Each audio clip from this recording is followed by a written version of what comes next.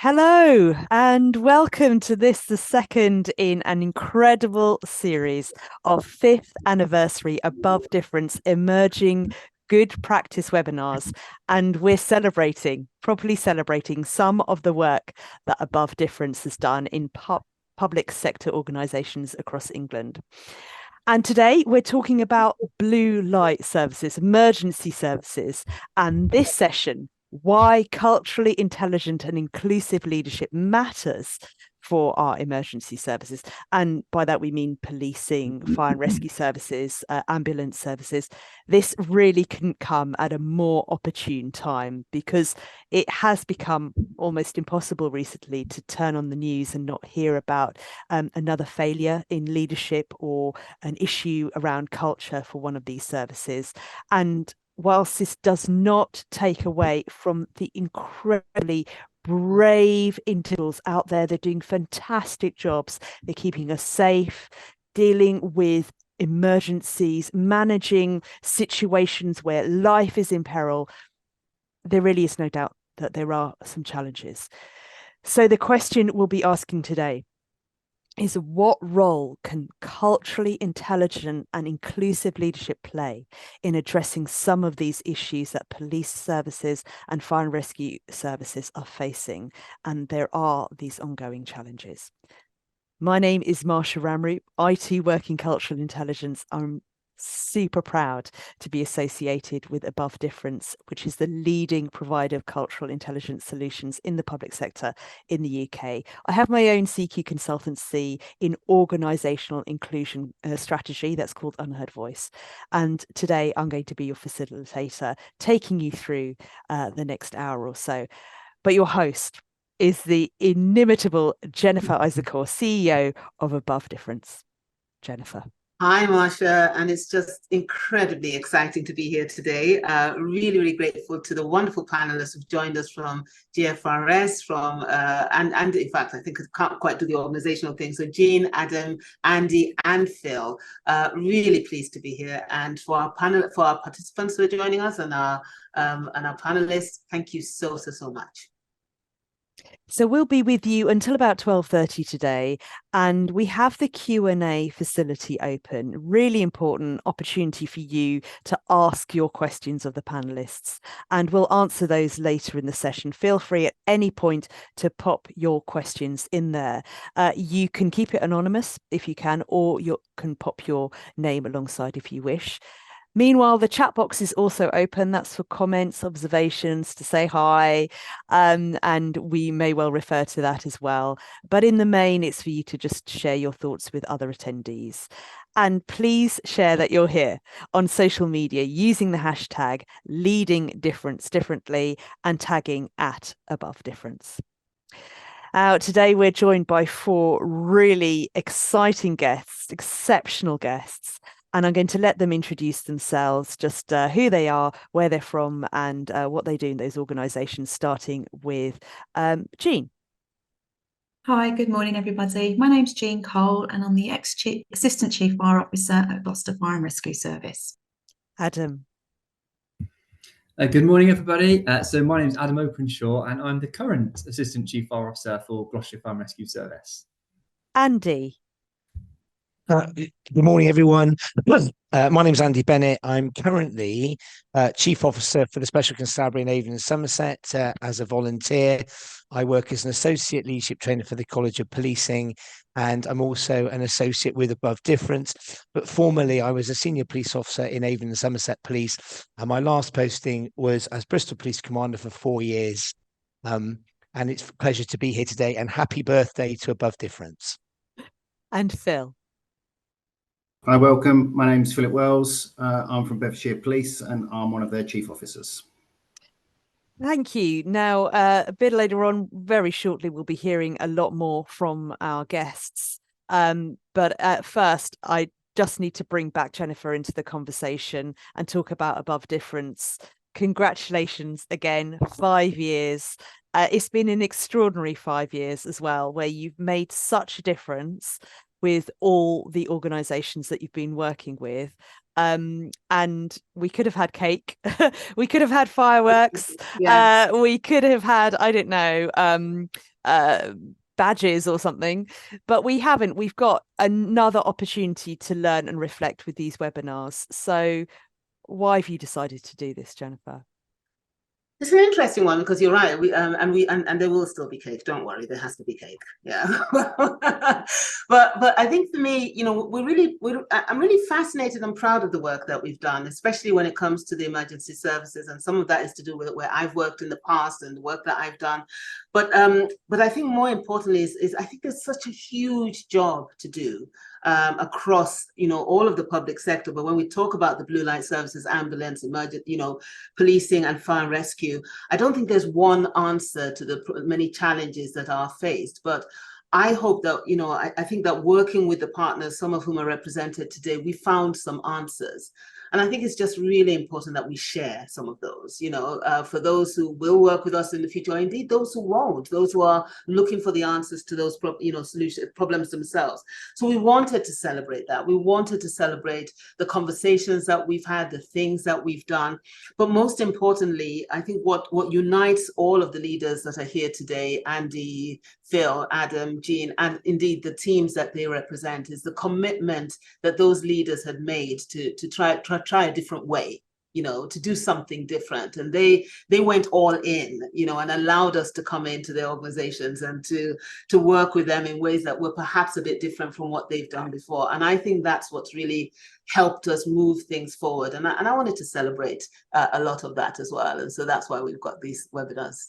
Amazing, incredible, and thank you for doing that, because you talk about answers, solutions, and there has been no doubt that the work that you've done has, in my opinion, been life-saving as a result of the work that you've done with these organisations. So let's hear about some of that work. And I'd really like to start with Phil from Bedfordshire Police. Phil Wells, welcome.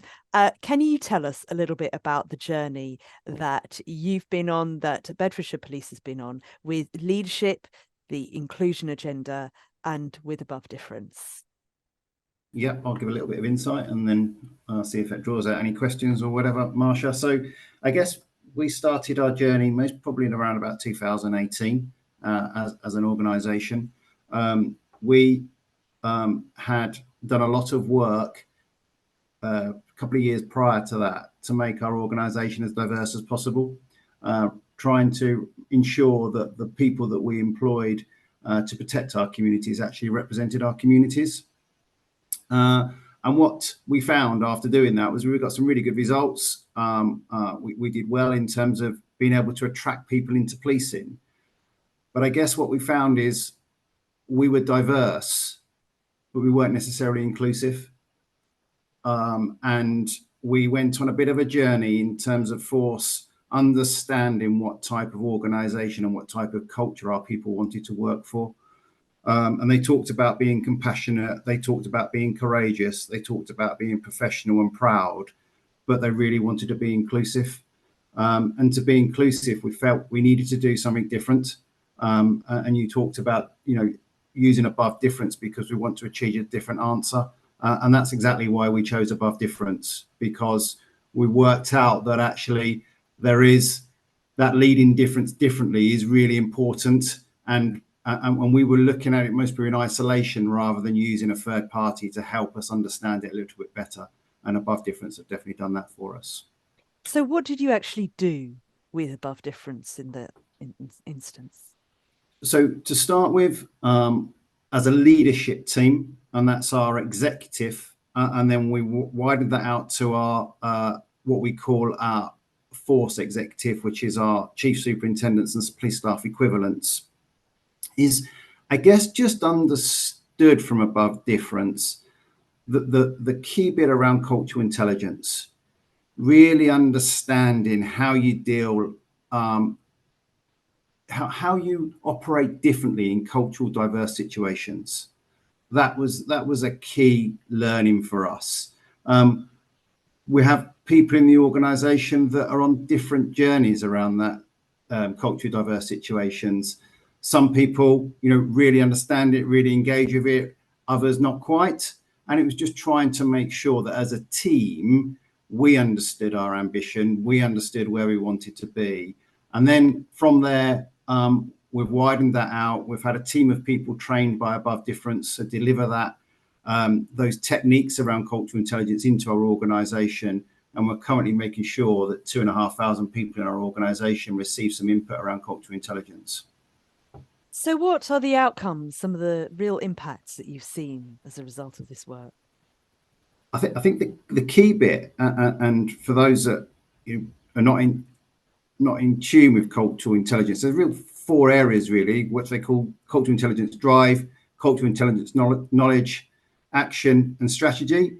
And the bit that we really focus on to start with as a strategy, really understanding that there's a need to step back when you're dealing with multicultural interactions, and just stepping back and understanding your strategy rather than just headlong into these things.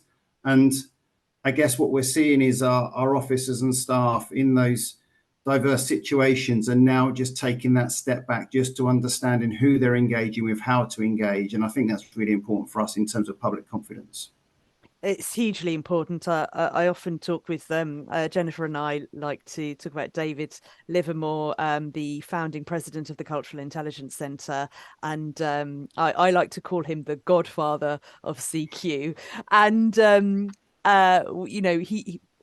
I talk about a CQ strategy being the most important of the 4 capabilities. He talks about it being his favorite because it really is the missing link. It's that we know why we want to behave inclusively. We also know what we want some of those outcomes to look like, and working through diversity, but that being able to stop, think, plan, check our assumptions, be hugely personally and organizationally aware. It's the difference between being tokenistic and stereotypical in our approaches and really meaningful and mitigating our bias. Jean and Adam, I guess this is probably a good time to bring you in together. This is about Gloucestershire Fire and Rescue Services. Jean, I believe you've just taken a bit of a step back Yes. from your role as Assistant Chief Fire Officer. Dare I say you've retired? That doesn't seem, I'm looking at you, don't look like you might be ready to retire, but maybe it's just taking a breather before you do something else in the world. And Adam, congratulations on your appointment as Assistant Chief Fire Officer, stepping into those shoes. Let's start with Eugene. You must have been the one to bring in Above Difference and hand over to Adam. So tell us a bit about your journey with Above Difference. Okay, great. I started with Gloucester Fire and Rescue Service in April of 2021, and we very quickly were in an inspection regime. We were inspected by Her Majesty's Constabulary for Fire and Rescue Services. What was evident when I joined the organisation, that a lot of work was taking place in this field, and the report confirmed we just wasn't landing it. It just wasn't working for us as an organisation. So what we did is we had to look at what other organisations had been doing, including Bedfordshire Police, and we approached Jennifer and the team, and we invited them in to meet with the strategic leadership team in the first instance. And then we took very much the same approach as Bedfordshire, in that we really concentrated on our strategic leadership team in the first instance.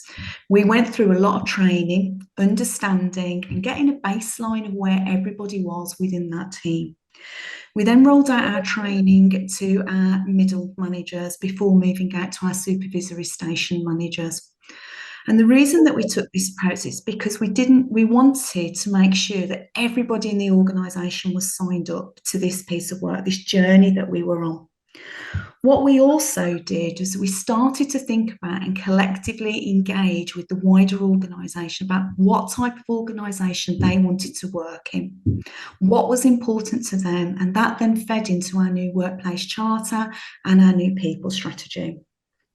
We also had to go on a development programme in terms of our change management programme, because we had been heavily criticised by the HMI in their visit in 2021, in which we were actually put on to the Fire Performance Oversight Group. So we were actually really being closely scrutinised by central government and the HMI. However, what I am pleased to say is that the approach that we've taken had led to some positive results in their feedback and follow-up session, which took place late last year. Correct me, Adam, I've lost track with the dates. And what they've recognised is the work that we have done within the organisation in terms of understanding cultural intelligence, understanding where we are, the journey that we're on, and what type of organisation that we want to be, and working collectively with our staff to do that has actually now started to show some positive results. And that was formally accepted in our last report, which for me, as the senior leader who was actually responsible and leading on this piece of work, was really pleasing, if I'm being honest. Adam worked with me throughout the process, and I'm sure he'll be able to give you some input on what's happened since I've left. Yeah, and before we had to Adam, I was just wondering if I could quickly ask you, Jean, you said it was pleasing. It sounds like a bit of an underestimation. I mean, really, how did it feel to know that, you know, some of those key decisions, bringing in above difference and going through that work and then championing it, made a difference? Yeah, for me, I mean, it was something completely new. We were the first fire and rescue service to take this approach, so it's very different. So I did feel like I was taking a chance, you know, I'll be very honest, because it is different. You know, the conversations we have to have internally and politically, we have to draw money down to enable this to happen. But it gave me reassurance in that my gut feeling and the confidence that I had in Jennifer and the team, it paid off. It did. And I think if you see managers acting positively and talking positively about the training and the work that is now being delivered, and that everybody understands that we're all moving in the same direction, yeah, I suppose pleasing, you know, is a bit of an underestimate of how I felt. I was very proud, and I wasn't just very proud of the work that we did with them. I was very proud of my teams as well, because Adam and his team had worked particularly hard in this area prior to my arrival, and then I'm coming in and saying, I think we need to do something slightly different. And you know, being the new person to the team and saying, okay, just trust in me, we're going to go in this direction.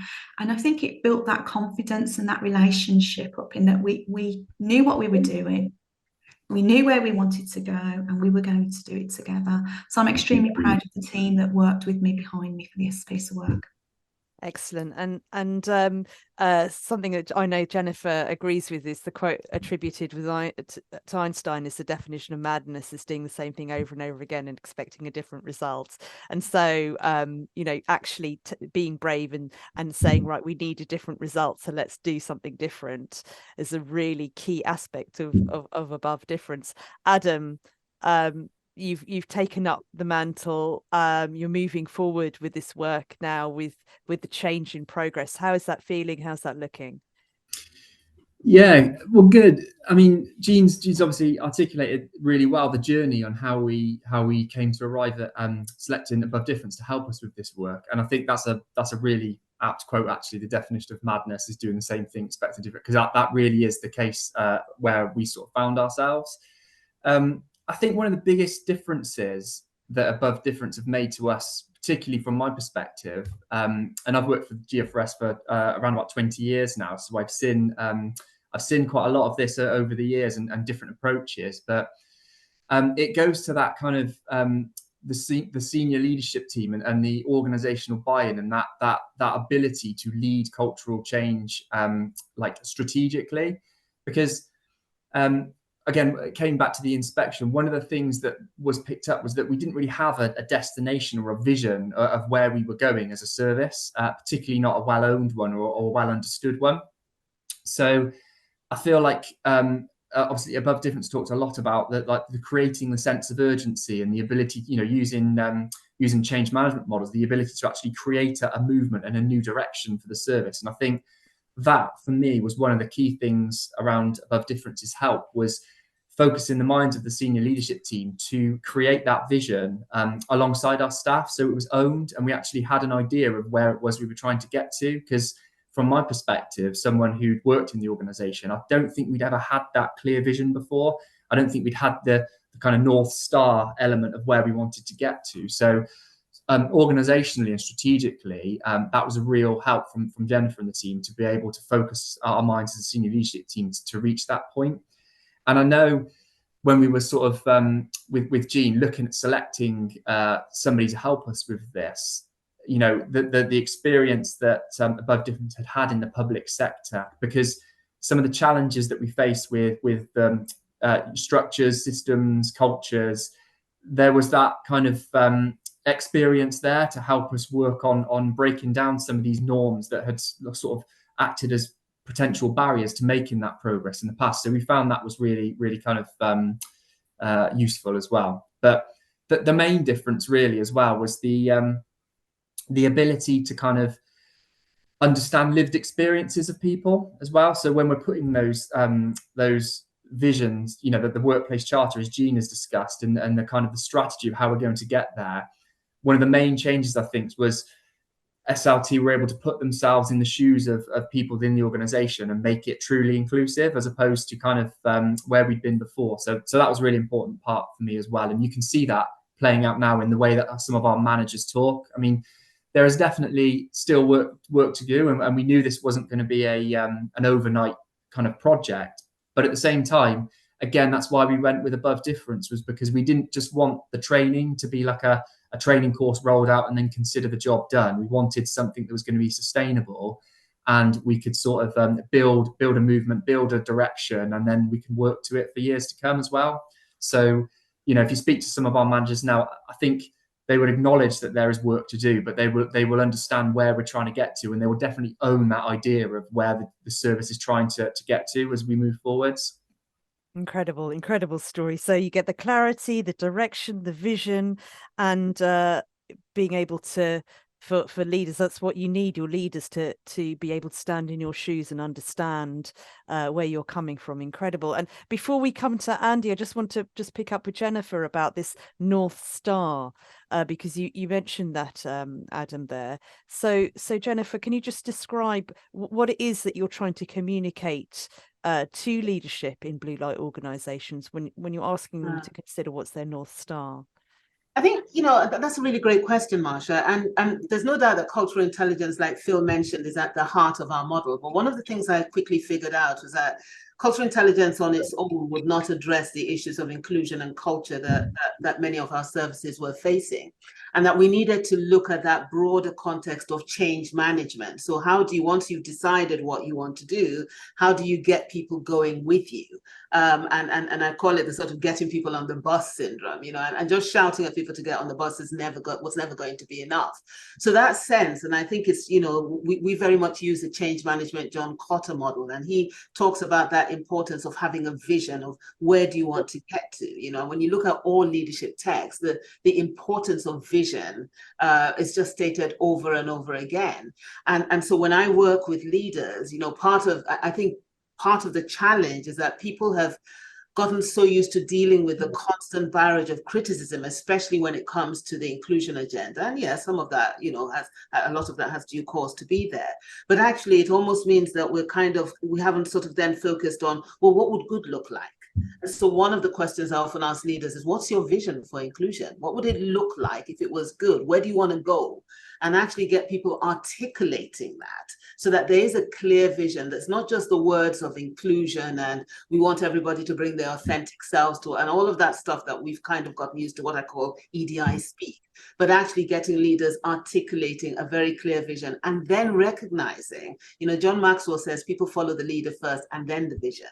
And so there is that context of saying, right, this is a vision, but now as a leader, how are you going to role model the journey towards that? And those are some of the challenges. And I think that's important because we both know, and Marsha, you and I both agreed on this, as I believe everybody is around this table today, that leadership is the key to inclusion. It's all about leadership. It's all, and I don't just mean people who bear the title of leaders, but people who are in a leadership role. And so, I know you're just about to bring in Andy, but I think that's why it's been also great having Andy by my side as well, with both these organizations working with me on this, because as Adam says, we both believe in the importance of vision. He role modeled this in Avon and Somerset himself and continues to do that. And I think we both recognize that some of those key leadership principles are what you need to embed in this to support leaders and managers to really get a sense of the level of engagement that Adam just spoke about. Thank you. And Andy, just perfect opportunity now then for you to talk about some of that leadership. I know that you wear a number of hats. You mentioned a couple of them a moment ago. And, one hand, you've very much led that above difference work with Avon and Somerset Constabulary.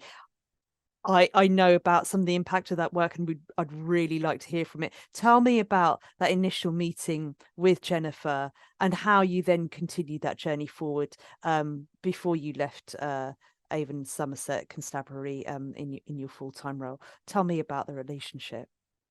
So thank you for that, Marsha. Can I just start by saying it's been a pleasure working with GFRS and Bedfordshire, full of so many passionate and brilliant people. I just want to say it has been a pleasure. Avon and Somerset, like many police forces, have their moments of incredible challenge, and I found myself in a place where actually the phrase I often use is we were overdrawn at the bank in terms of some of our legitimacy and our relationships with a number of different communities in Avon and Somerset. The particular focus during my time was around race, and I know that's not what cultural intelligence is, so much wider than that, but this was our attention point, and we were looking to do something that was meaningful, not just revisiting just EDI training, just unconscious bias training. None of that had worked to deliver us this sustainable place that we wanted in terms of this relationship. And I remember the day that my then Chief Constable, Andy Marsh, asked me, along with my ACC, to meet with Jennifer, who was coming to talk to me about cultural intelligence. And she came and explained and asked if we would engage in an assessment. And I was so taken with it that I went back to Andy and said, why not? Why don't we do a pilot and see what that could deliver for us? And we set up from that a couple of pilots, one that had sergeants, inspectors, chief inspectors, members of the local authority and members of the community, which was fascinating. And we had another focus group that was around beat managers, response cops, and even some firearms officers. And what we discovered was each actually had a culture of its own in terms of this pilot. But what we found is that people were beginning to unlock an understanding of what some of the issues were, whereas we started with a point where people would say, I don't understand it, I'm a good person, why is it the community won't talk to me? Cultural intelligence took them on a bit of a journey, not just around race, but around gender, around sexuality and gender identity, that got people really thinking about, actually, how much do I know about many of the communities that I'm policing, and even about many of the people who I'm working with in our organisation. So from there, similar to Bedfordshire, Jennifer started with our exec team, did a lot of work with them, masterclass, took them on a journey, coaching, and Jennifer then delivered down to our chief inspectors, who are so they'd be our senior and executive cohorts. And what I hoped that I did for Jennifer during that time is that I knew there would be some naysayers. I knew there would be some people who would say, oh yeah, we're just, more EDI, we're being hit around the head with more stuff. So I would go wherever I could and open the training sessions for Jennifer. And when I couldn't, I've still found them on my phone the other day, I did a bespoke video to open the training session to say, this is why you need to pin back your ears. This is why you need to engage. And I used a couple of examples. So then we did train some trainers, but I then took it on myself to deliver all the way down to inspector. So when we talk about the ranks, that's and the police staffing equivalents. It wasn't just the policing, it was all of our staff at those grades and ranks. So by the time I retired, in fact, just after I retired, I finished delivering to the inspector cohort. But what we also did was some very bespoke work around recruitment, so HR, recruitment, and HR practice. I did some bespoke work with our professional standards. I did some bespoke work with our custody, and just try and start unlocking the potential of this new way of thinking. So I have stayed connected, and actually I have done some ad hoc bits of training as a volunteer within Avon and Somerset. But I think that's, to answer your question, that's how we first met Jennifer, and that's what we were able to deliver. But there's something that I really think is important, is that organizations in public service need to have a maturity to recognize their privilege. And that's the privilege of power and authority and their status. And by understanding that privilege, you understand that the lived experience of so many people who actually work for you, but also for whom you're delivering these critical services, is not the same. And their engagement and their connection with criminal justice often comes with a hangover. And if we aren't open enough to understand and be mature enough and then to admit that, then we can't move forward as a police service. And that's what I think cultural intelligence gave us, the confidence to show maturity in that space. Yes, really interesting point about maturity. From a personal perspective, one might look at needing to be emotionally mature to be able to face the discomfort and the defensiveness that comes from, highlighting the issues that have arisen up to date, and then to confront those to move forward differently. Organizational maturity in that context is a really, really interesting point. And I think that a good point that you made there about internal cultures as well, about the firearms officers and the communities and the leaders all maybe having a slightly different way of looking at things when faced with the reality of being out on the streets. Is definitely another thing probably that needed to be navigated and understood internally, and that's all included as part of the cultural intelligence model. And Jennifer, speaking about that model, the difference that it has made in policing, how would you describe that? And just before I answer that question, Marsha, can I just say, because I was smiling when Andy talked about the role he played, when I was trucking up then, when Above Difference was still very young, with my little suitcase and my daughter, who was then my PA, which, that was an interesting thing. But Andy, absolutely. And I think Rob's just said in here in the chat, about Andy being a pioneer, and he really was. And I just want to make that point again, because whether it's Phil, Adam, Jean, and Andy, what was unique for us going into those organizations was the support of senior leaders. And those who weren't just going, we've commissioned you now, get on and do it, but actually were prepared to walk the journey, were prepared to have those meetings. And in Andy's case, for instance, he used to record these videos that I would show at the beginning of my workshop, with these two examples I know you used to give, Andy. One was around a mosque that people had gone into, and the other one was around an issue, regarding someone who was transgender, where, again, people hadn't quite known how to deal with that. But that was such an important key in opening the door to our work. And I think, I've had that same support from Phil and the chief constables, both Jerry, who started, and Trevor at the moment, and again, Adam and Jean. And I think any organization that needs to have that maturity also needs to have the maturity to have those difficult discussions. I say to leaders, first and foremost, you've got to become comfortable with being uncomfortable.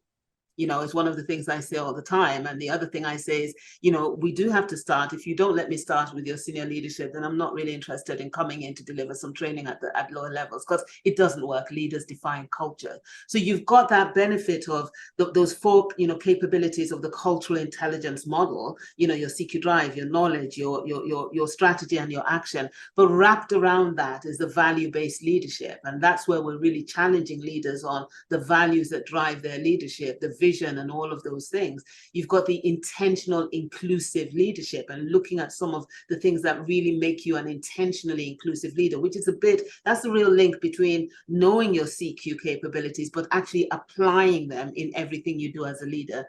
And then, as we spoke about earlier, there's that very important change management agenda. How do you consistently manage the change? And in many ways, that's almost the last part of our journey, but it's the longest, because, that change management goes on. So I think all of those things come together, in order to create the very unique model with which we work with the services that we work with. So, Phil, if I can start by asking you, I'm aware that the Chief Constable, the leadership team in Bedfordshire chose to invest in that extended leadership development programme with Above Difference, and that intentionality in application as well being something that's quite key to that. How has that looked for you at Bedfordshire? Tell me a bit about how that has been important and benefited that Chief Officers group. So I think a couple of people have already touched on it, Marsha. You know, I talked about the cultural intelligent journey. And I talk about that because that is a big journey for 2,500 people to go on to really understand that CQ part of their work and their operation. I think it's huge. And we want them to embrace it because, as people have talked about, I might have the title leader in my portfolio, but actually it's our sergeants and our PCs that we really want to lead, because they're the ones that are interacting more than I do with our culturally diverse communities. So it's really important that they understand that. But then in terms of us as a leadership team, we wanted to make sure that we were doing that change management piece, understanding what our vision looked like around inclusivity, making sure that we could articulate ourselves what good looks like. And so I guess the way we've looked at it is we've provided people with some tools. I don't like calling it training. We've provided people with some tools to help them do their job better. But at the same time, then us as a senior leadership need to look at how we change our organisation, how we make sure we understand what a good vision looks like for inclusivity, what that cultural type of the organisation looks and feels like. And then our officers and our staff with those tools can start working towards that vision. And Jennifer talks about people getting on the bus, and Andy talked about some naysayers. We know we're going to have some naysayers. We know we're going to have some people that don't want to get onto the bus. So what we've got to do as a senior leadership team is explain why cultural awareness is so important for the role we do as a community service. You know, we're here to support our public, and we need to really understand how the public want to interact with us. And the only way we can do that is properly sit back, understand what our vision looks like for dealing with that, for engaging with the communities, and then making sure that our officers and staff follow through on that. And Jean, you actually mentioned that you looked at Bedfordshire. There was something that they demonstrated that made you think, that looks good. Can you say what it was about that made you think, I think we might try a bit of that? Yeah, I think it was with Bedfordshire and Avon. It was how they started at the top of the organisation, because one of the key things for us in our report, it's an independent report, was that we had lack of ownership, accountability, or vision at the strategic level. Now, how can you expect an organisation to function effectively and provide a great service to the community if you can't even sort your own house out? So for me, it was very much about bringing that senior leadership team together. So we've touched upon previously about the toolkit, but for me, it wasn't just the toolkit, it was the relationships which were as important. It's not just having the tools to do the job, but it's actually building the relationships within the senior team to deliver the job. Because for me, the observation that I had when I joined the organisation was that there was a lack of trust and confidence, that we were all going in our own separate directions. We were working in silos, and we needed to bring it together. And it couldn't be autocratic in that it was the senior leadership team telling the organisation what it was going to do, or else how else were we going to get that ownership and accountability throughout the organisation? And how were we going to learn and grow as an organisation? So it was very much about bringing all of the organisation with us, our uniformed officers, our support staff that went through them, and getting them to have an active contribution in the work that we were doing, in our new approach. And I think more importantly for me, it was about opening up the conversation, because there were so many conversations that were going on behind closed doors that it really wasn't creating a vibe where everybody felt included. There were perceptions of, well, if I say this to this person, this may happen. And that was running through the entire organisation.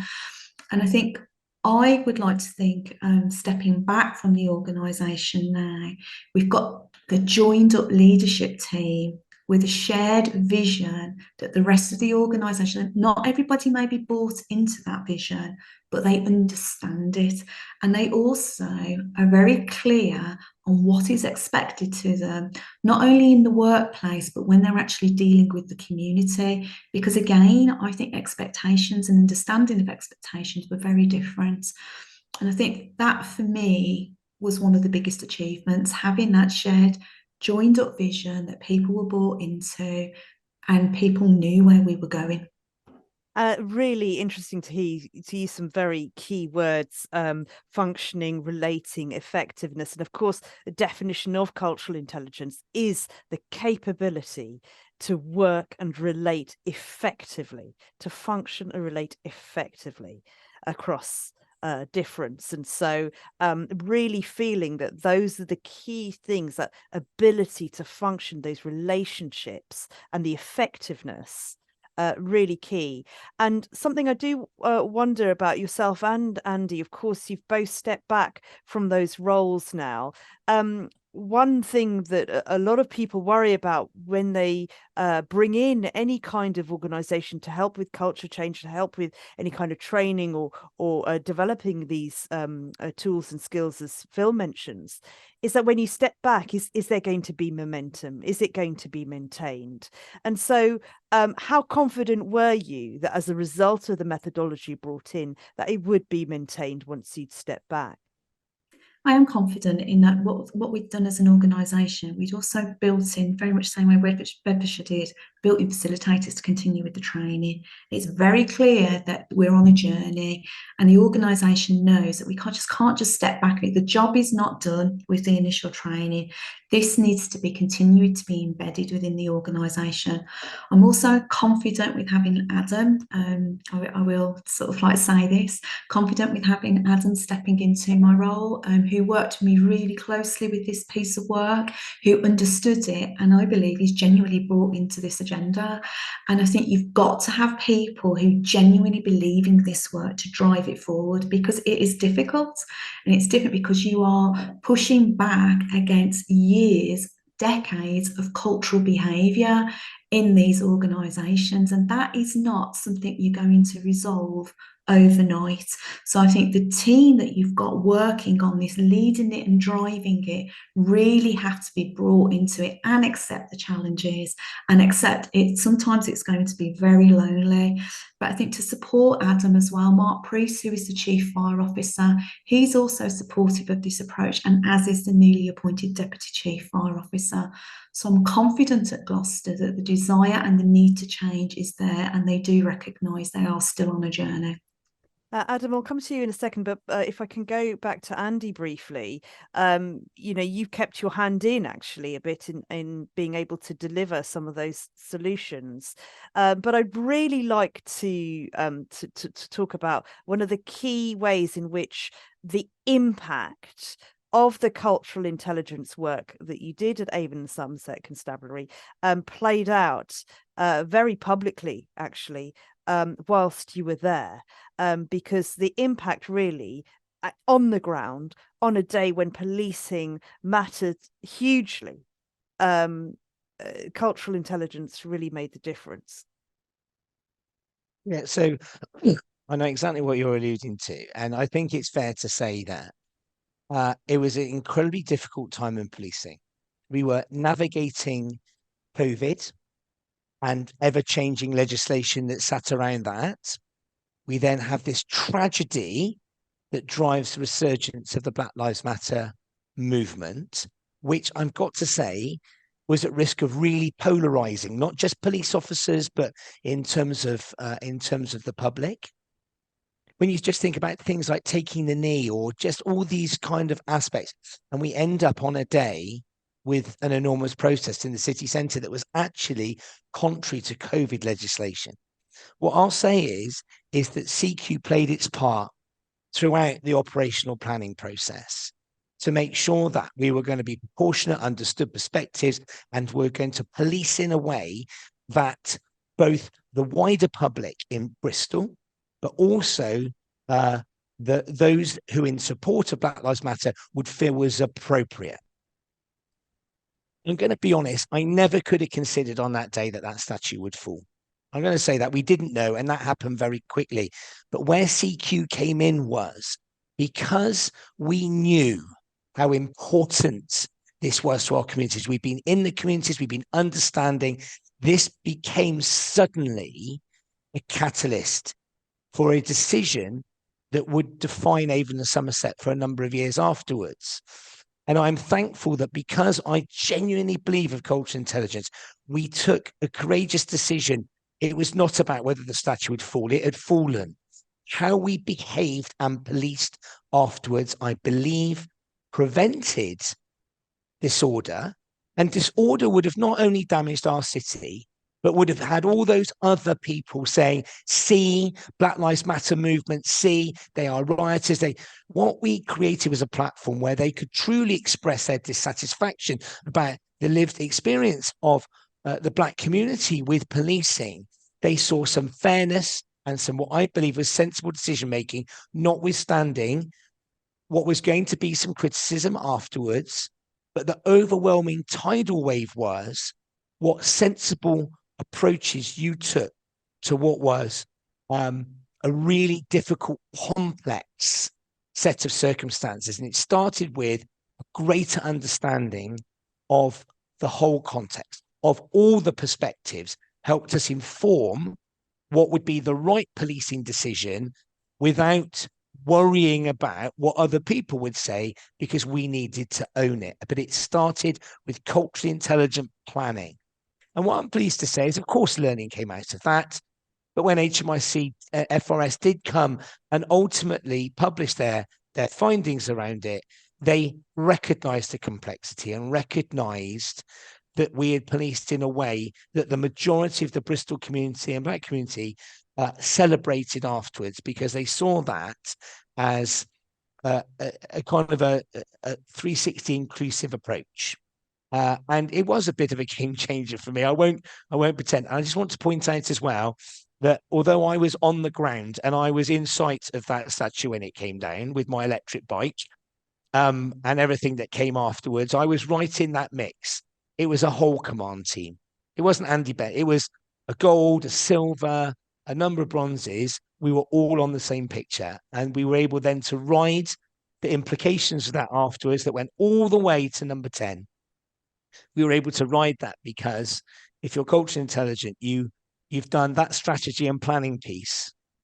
We were able to defend our decision-making and our thought processes in a way that it didn't matter if people agreed or disagreed, because we could stand and say it was the right thing to do in those circumstances. And I think that's a really practical way to show that cultural intelligence, even in critical incident management, in operational policing, can be used to try and navigate what is always going to be complexity in policing.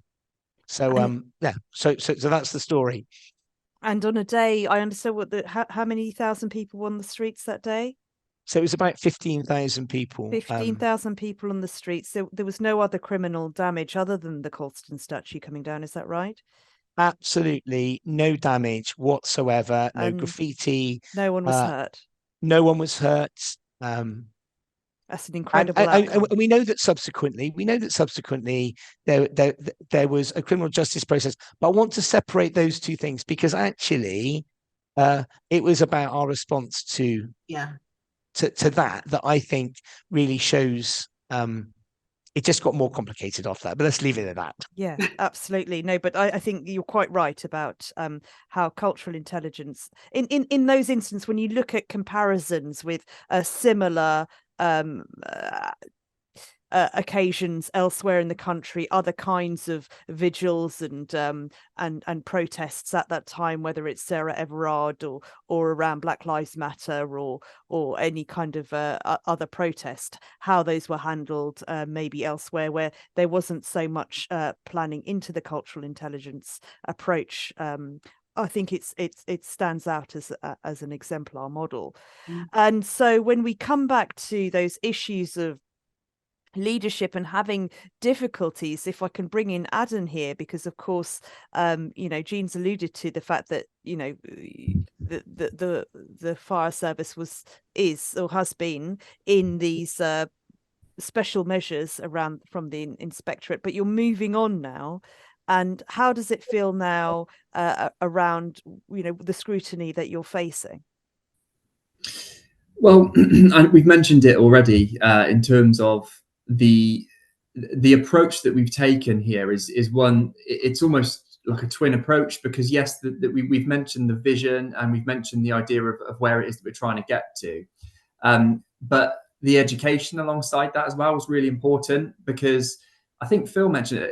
It's the why, like having the why, you know, clearly articulated and understood, brings that vision to life and brings that end destination like ever closer, in my opinion.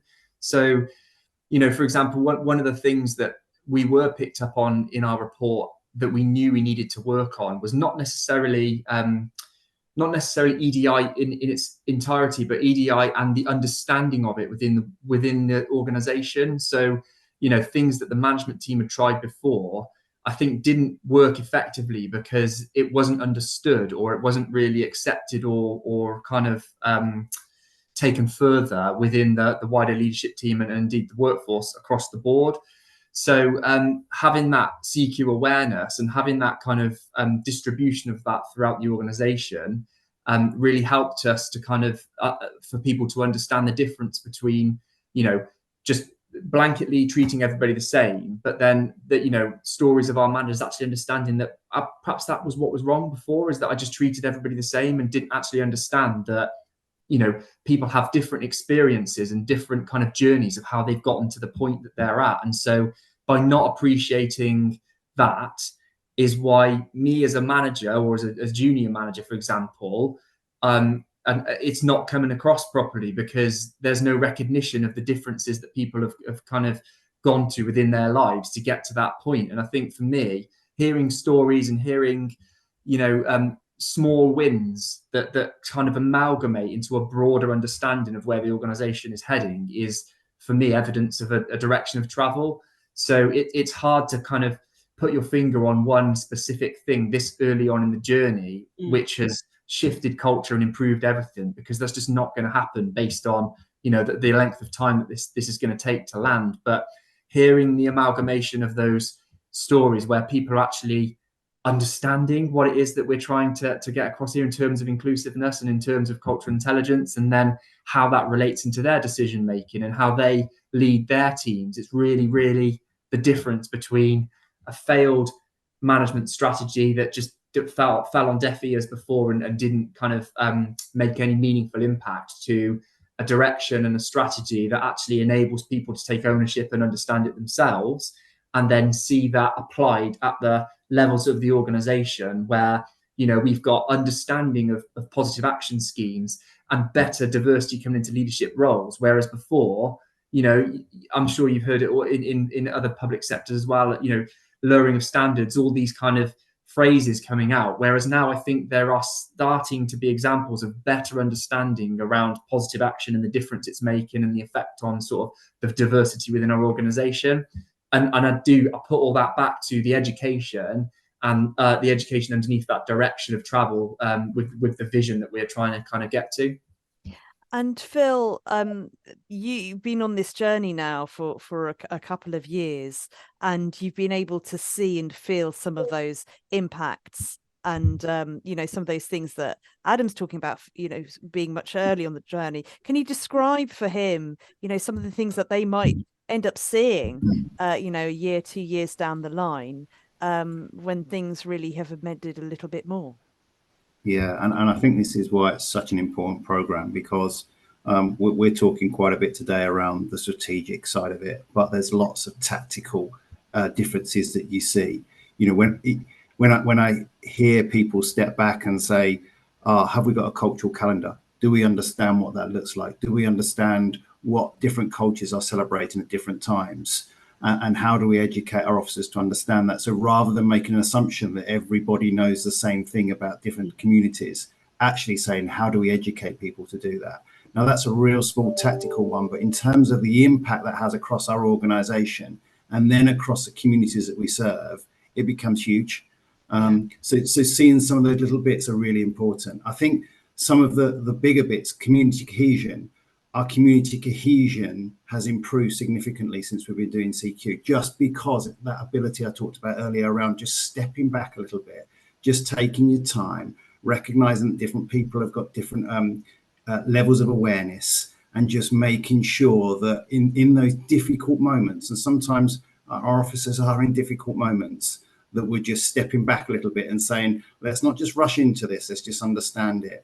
And the different type of offences that they're dealing with, a homicide or a sexual offence, in different cultures, they have a different impact. So just understanding those is really, really important. So some of those tactical bits, I think, are a fundamental change. But I think the bit with Jennifer and team, which we are now starting to see, and I'm sure Adam will see, is that bit around, okay, so what's next? Where do you go next? What is that leadership challenge that you as an organisation are going to face, and how do you start dealing with that? Because I think it might have been Jean mentioned it. This is a long journey. This is not an overnight change. Culture will never change overnight. And us as a leadership just need to keep going, making sure we understand the vision, making sure we put those messages out, making sure we're walking the talk, and just keep doing that. And I think we're gradually seeing that change and that momentum. But it will take us some time, and it's really good to have Jennifer and team working with us to get through that. Jennifer, you must be hugely proud to hear those stories, the impacts that it's making. What are your reflections on what we've heard? I think it's just, it's just such an honor and a privilege to get to do this work. Andy, as you know, Andy Bennett is an expert facilitator with Above Difference, and actually a lot of that work, after my initial input with the leaders and the senior leadership team, Andy keeps that journey going and is still doing so. And I think just getting to work alongside Andy on this is just, I can't even begin to tell you how good that feels in so many ways. He really is a phenomenal person. But I think what it's also shown for us, and Andy and I are always conscious of this, whether we're working with the emergency services or indeed we're doing work with the NHS. Last week, Andy and I were facilitating for an NHS trust. And I think that combination, in many ways, that is the CQ model in action, because Andy brings, from his background of policing and all the things that he's done, from my background of the public service, we bring these two things together. And it shows actually if you're not afraid, how you can actually make such a huge difference with that. But I think, in terms of the work that we're hearing about and the difference, it is a journey. And I say to everyone at the start of this process, this is a journey, and it's a long journey. And that buy-in you have from leaders like Phil, like Jean, like Adam, the teams that they're part of is so crucial to that. But for us, yes, it's I feel incredibly proud to have been in a position where we're able to do this. And I'm really keen that, other forces see the potential for this kind of approach, an approach that's saying, let's just not look at I think it's John Cotter who says, it's never just about strategy or policies, it's about changing the behavior of people and attitudes of people. But actually what you're not going to do is change people's behavior by simply shouting at them, or by simply saying, you know what, we should all be doing inclusion if we're not well for people. And this is what I say, you've got to actually allow yourself to use cultural intelligence, to use good leadership, to get people moving along and understand the why. I think one of our sayings in Above Difference is, when leaders lead well, they lead all people well. But in order to lead all people well, you have to have the tools that you need. And that's my constant challenge to the leaders that we work with. So yeah, it's a great moment for us, and I really hope we get to do a lot more of it.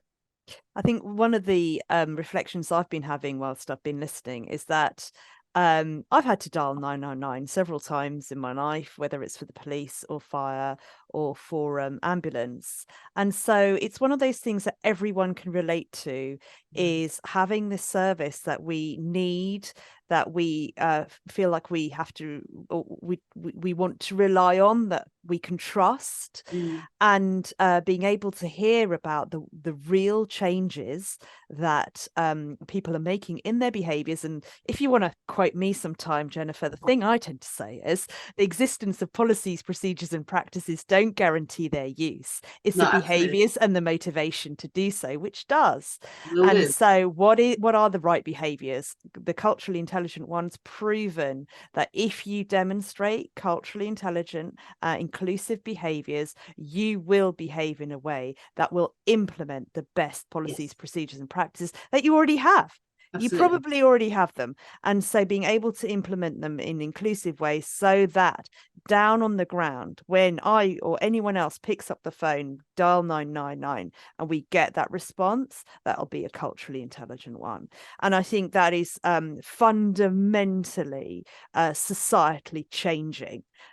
Because like you said, you know, and we mentioned right at the beginning, there are these significant issues that are playing out right now publicly across these services. So to be able to feel there are these great examples that are role modeling for the rest of the blue light sector is phenomenal, and that above difference has played a significant part in that.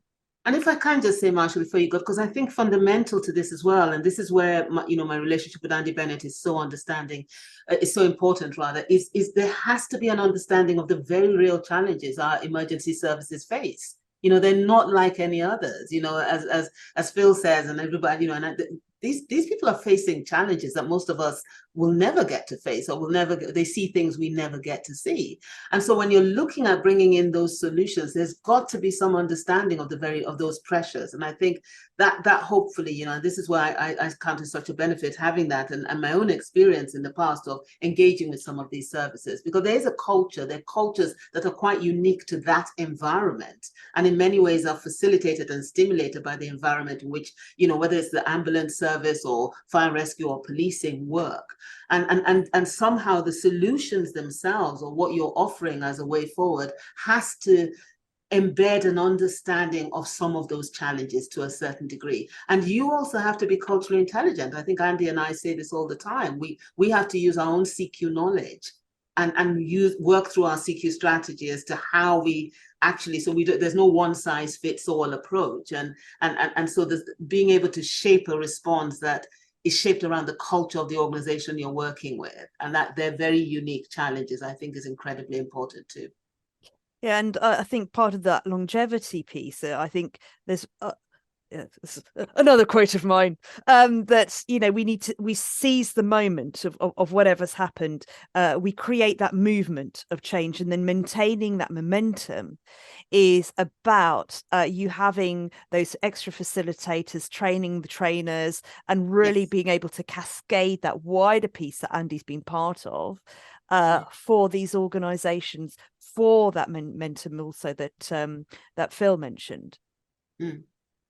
So I'm like to introduce another member of the Above Difference team at this point, Naima Ali. You've been looking at the comments, questions that have been bubbling up. Hopefully we've got something. Naima, what have people been asking? Oh, Naima, you're mute. We just have one question, Marsha. Is CQ instead of IQ, which is intelligence quotient, and or better than emotional intelligence? We also have Philomena's got her hand up as well. So yes. I don't know if you want to put your question in the chat. Yeah. So, Jennifer, would you like to answer the question about the relationship between IQ, EQ, and CQ? That's one of those ones that they often teach us. I think with the CQ is often seen as an addition to, and Marsha, you may have a different take on this as well, but an addition to it is one of the intelligence, your EQ, your IQ, and your cultural intelligence. I don't think it's a case of better than. I think because actually you need to use all of them together. But where cultural intelligence stands apart is that focus on culture, and is that focus on the capabilities, a very defined set of capabilities. You know, your CQ drive, your knowledge, your strategy, and your action, and how all of those can work together in order to equip you to relate more effectively across diverse cultural contexts and with individuals who are diverse. But I think I doubt very much that you can use your CQ effect as effectively as you could do if you weren't also using your emotional intelligence.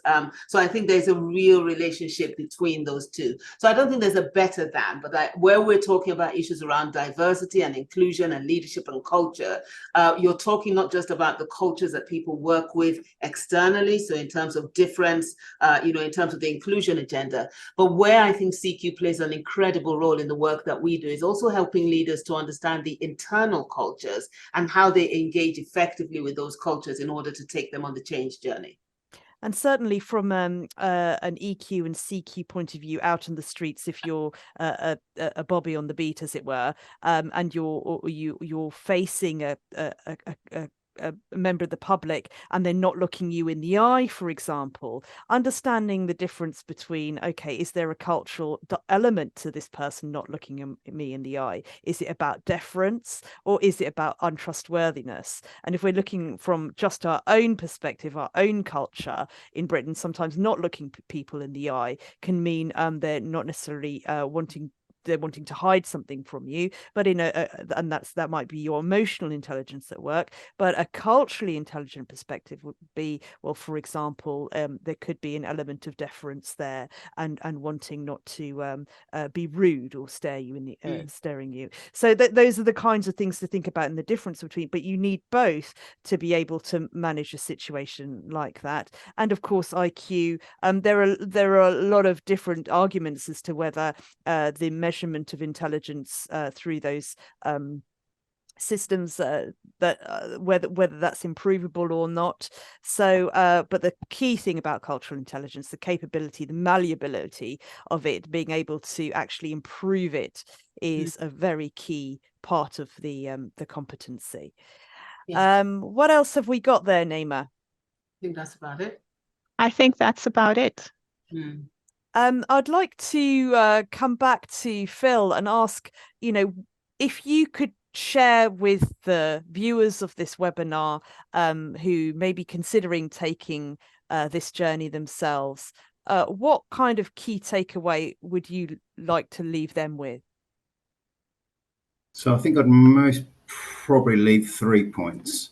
So the first one is recognizing that whatever organization you're in, diversity will give you a competitive advantage. It doesn't matter whether you're a public sector or private sector organization, diversity will give you a competitive advantage. To enhance that competitive advantage, your leaders, and that's leaders throughout the organization, need to make sure they understand what an inclusive leader is and making sure they draw out those differences from those people that they are working with, because that will absolutely give us a competitive advantage. And then thirdly, I think it is really important that you have an independent viewpoint in terms of helping you on that journey. And that's where Above Difference help massively in terms of Bedfordshire Police. Thank you. And Jean, what would you like people to think about? I think adding to the points that Phil has just been through, recognise that you don't have all of the answers and you are not going to have all of the answers. That's part of the learning and the education as you're moving through the process. I think another thing that we haven't touched upon today is that you may well get it wrong on occasions, and admit when you've got it wrong and deal with it. Don't try to put it to one side. There have been mistakes that we made on our journey, and we've learned from that. But I think it is important that you recognise that when you get it wrong, that in order to maintain that trust and confidence with your teams and with the wider public, that you address those points and you don't hide behind things. They would be the 2 things that I would add to Phil's points. Adam, what would you like people to take away and think about? Yeah, so obviously I support both of those points, and just building on Jean's point there, I think yes, learning from mistakes and understanding you're not going to get it right straight away, but also I think it's like it's a longer process. So, you know, this doesn't happen like organizational change is a long process. And I think it's really important to make sure this, particularly what we've found, is that sometimes, you know, you get setbacks, but small wins, you know, if they're celebrated properly and in the right way, they can lead to that motivation for your leaders and the group of people that are acting as your change agents. It gives them the morale to continue and carry on that fight and carry on that journey. So I think for me, just capitalizing on the successes, communicating them well, and making sure that actually the momentum behind this continues. Because again, we've all been there, and we certainly have in GFRS where things are attempted, but they just don't steady the course and they don't make sustained change because whatever reason, you know, morale, motivation, you know, commitment waned. But I think staying the course and having that North Star in that direction to get to, it's really important to make sure that you're celebrating those successes, however small, because it inspires people and it builds that momentum of change and keeps the direction going in the right way. So that would be my sort of takeaway from that.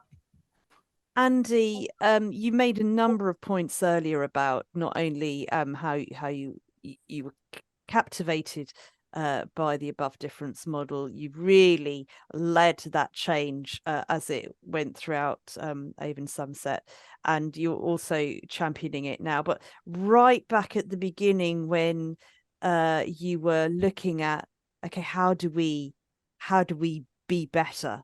You know, you talked about initially starting with that race issue and how you then realized that the wider piece that needed to be doing.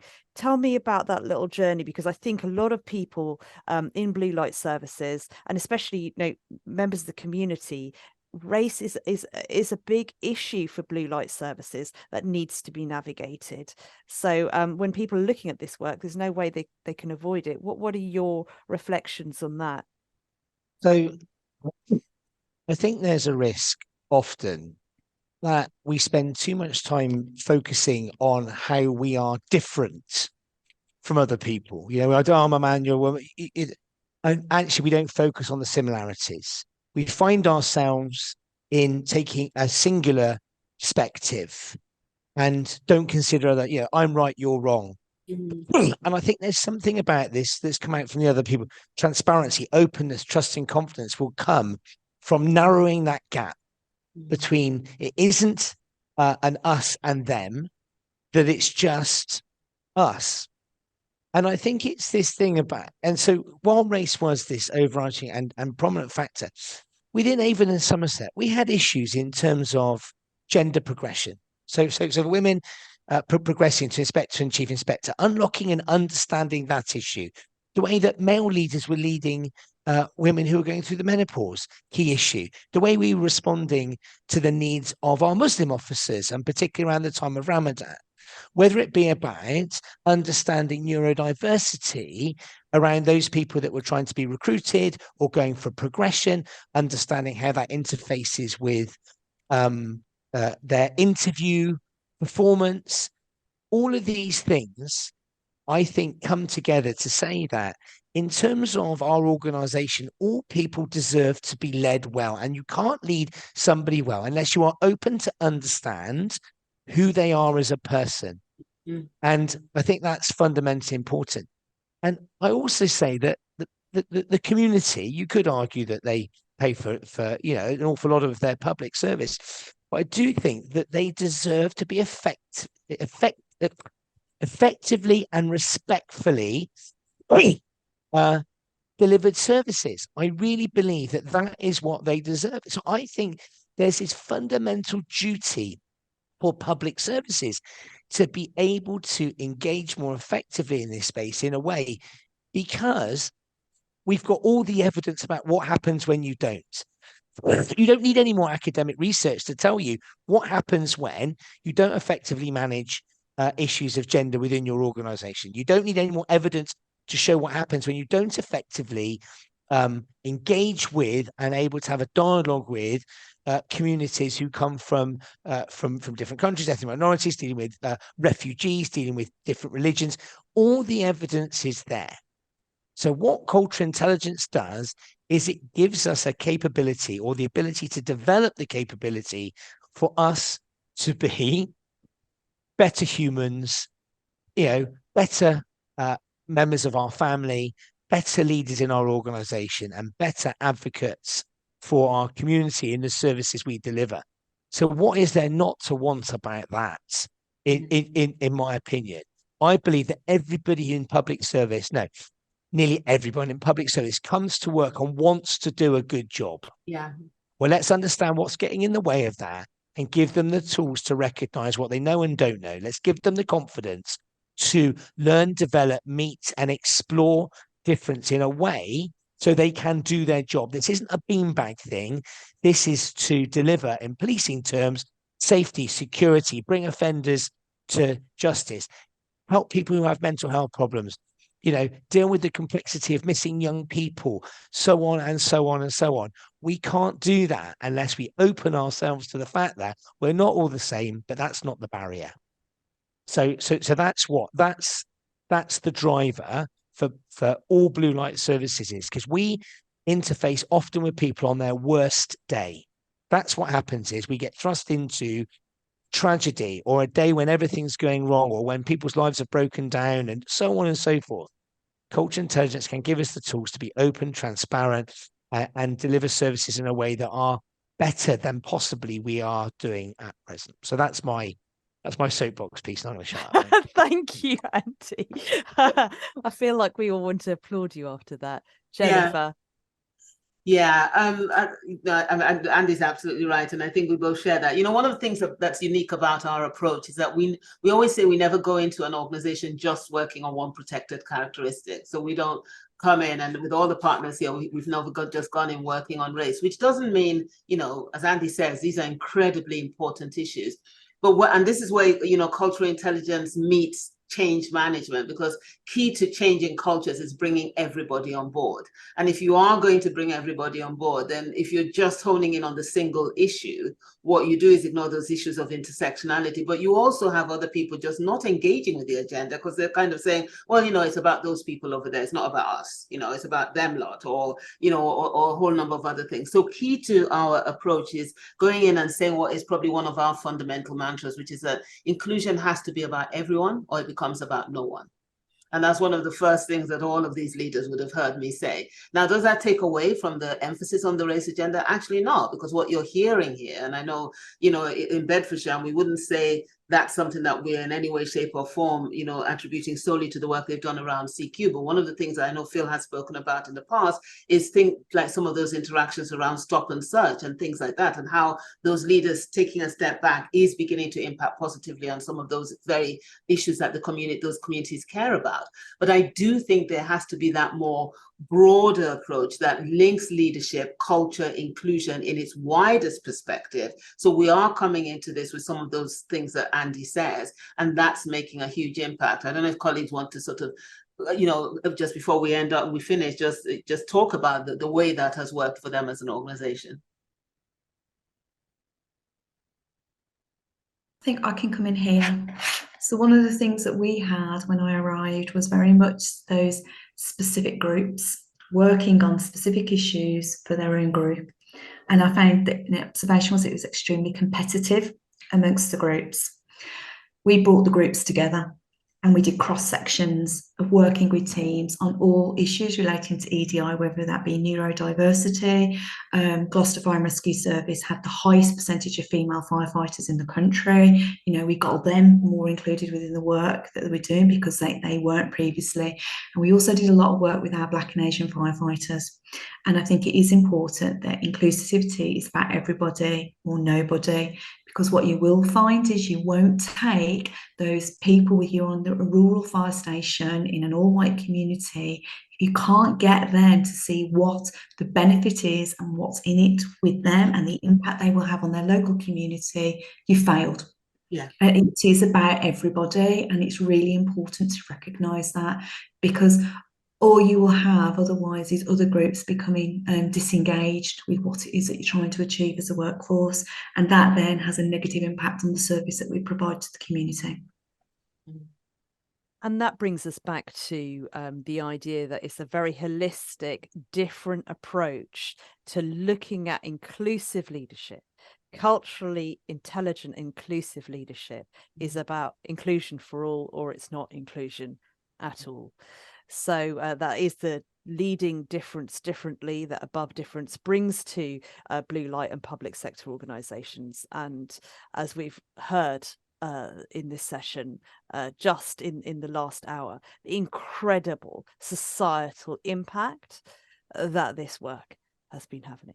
So it just leaves me to thank Phil Wells, Assistant Chief Officer from Bedfordshire Police, Jean Cole, recently retired, Gloucestershire Fire and Rescue Service, former Assistant Chief Fire Officer, Adam Openshaw, the current occupant of that role, and Andy Bennett, the Chief Officer for the Specials at Avon and Somerset Constabulary, and also an expert facilitator with Above Difference, and of course our host, Jennifer Izekor. Thank you very much for joining us for this extremely special 5th anniversary Above Difference webinar. Join us again where we'll be exploring more benefits, more excellent outcomes as a result of Above Difference working in the public sector. Thank you for joining us.